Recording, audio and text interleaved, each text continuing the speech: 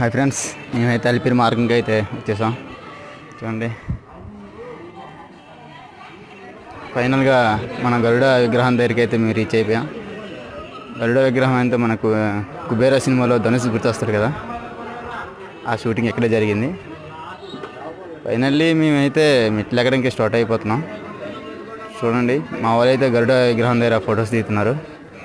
ఇలా మా 6 మెంబర్స్ అయితే వచ్చాం. మేమైతే అందరం కోరికాయలు కొట్టడానికి అయితే స్టార్ట్ దగ్గరికి వచ్చాం. చూడండి, మేమైతే ప్రతి ఒక్కరం కోరికాయ ఒకటి తీసుకున్నాం. జనాలు అయితే ఏమాత్రం అస్సలు ఖాళీ లేదు. ఉచిత దర్శనం 24 గంటలు పడుతుందట వెళ్ళే వాళ్ళు చెప్పారు మాకు. ఏదేమైనా తిరుమల అనేది ఒక ప్లేస్ కాదు, అదొక స్వర్గం. జీవితంలో ఎవరైనా ఒక్కసారైనా ఈ యొక్క దర్శనాన్ని చేసుకోవాలి తిరుమల వెంకటేశ్వర స్వామిది. చూడండి, అస్సలు ఇక్కడికి వస్తే అసలు లోకమే మనకు గుర్తుండదు. అంతా తిరుమల, అంతా తిరుపతిలో ఉంటాం.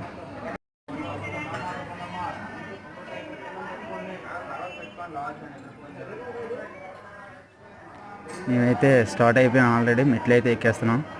మీకు కిందన 3 గుళ్ళు అయితే మనకి వస్తాయి. అది కనబడుతుంది రాజగోపురం. ఆ రాజగోపురం కిందే 3 గుళ్ళు ఉంటాయి. వెంకటేశ్వర స్వామి కోవిలి అని, శ్రీవారి పాదాలు, అలాగే వేణుగోపాల స్వామి కోవిలి, శ్రీ లక్ష్మీ నరసింహస్వామి టెంపుల్ కూడా ఉంటుంది. అది మీకు చూపిస్తాను, చూడండి, వీడియోలో వస్తుంది. లక్ష్మీ నరసింహస్వామి టెంపుల్ అంతే. వీడియోస్ లాంటి తీయలేదు, బయట నుంచి అలా తీసుకుని వెళ్ళాను. అది కానీ చూడండి, లక్ష్మీ నరసింహస్వామి టెంపుల్ కింద ఈ 3 అయితే కంపల్సరీగా దర్శనం చేసుకొని కొండ మీదకి స్టార్ట్ అవ్వాలి.